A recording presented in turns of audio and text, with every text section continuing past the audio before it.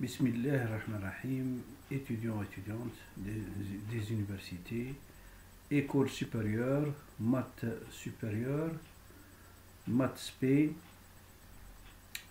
licence, je vous présente des exercices corrigés sur les séries numériques. Bon, ici, dans cette vidéo, je vais vous expliquer la règle de Riemann. La règle de Riemann. Suivez bien.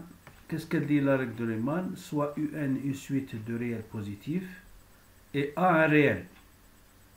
On suppose que la suite n puissance A multiplié par UN, qui est donc le terme général d'une série, tende vers le réel K, strictement positif. Alors, si A est supérieur strictement à 1, la série du terme général converge. Si A est inférieur à 1 strictement, la série du terme général diverge. Si A égale 1, on ne peut pas conclure. Prenons l'exemple 1. Étudier la convergence de la série du terme général UN égale 1 demi de puissance 2 racine de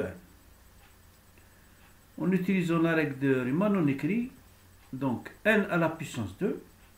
Vous voyez bien que ici c'est un A, comme c'est mentionné dans la règle de Riemann, A égale 2. Je multiplie, vous voyez bien, donc je multiplie le terme général de UN par n à la puissance 2. J'ai exponentielle de log népérien de n2 par 1 sur 2 à la puissance racine de 1. Comme je connais donc les opérations sur le logarithme népérien, donc je vais les utiliser. Exponentielle donc de ln2, ici il y a un produit, plus ln de 1 demi de racine de 1. Autrement dit, c'est toujours, puisque 2 ici, donc exponentielle de 2 logarithme de n plus racine de 1 logarithme de 1 demi. Autrement aussi, voilà que vous voyez bien, donc je suis arrivé à cette expression. Bon. Quand n tend vers plus l'infini, qu'est-ce qui va se passer? La limite quand n tend vers plus l'infini de ln logarithme népérien de n sur racine de n est égal à 0. Pourquoi? Parce que le n c'est quoi? C'est racine de n par racine de n. Et ici, nous avons un produit ici. Nous avons un produit ln a par b. Et ln a par b, c'est ln a plus ln b. Donc, j'aboutis donc à ln racine de n sur racine de n. Et ça, je le connais. Quand n tend vers plus l'infini, cette fraction tend vers 0, donc ça tend vers 0. Donc cette partie va tendre vers 0, hein, vous voyez bien. Qu'est-ce qui va rester?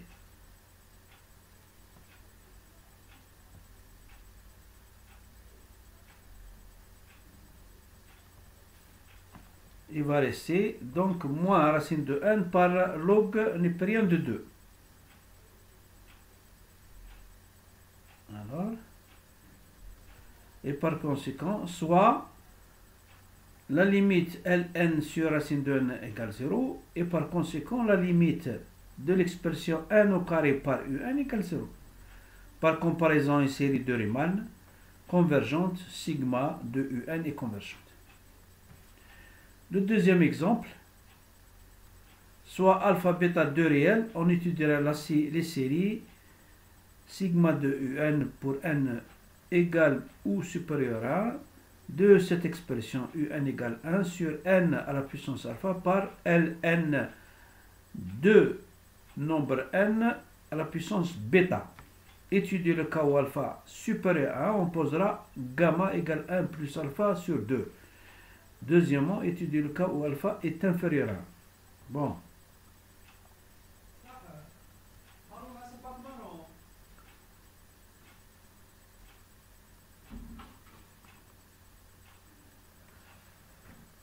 alpha est supérieur à 1, donc gamma c'est quoi?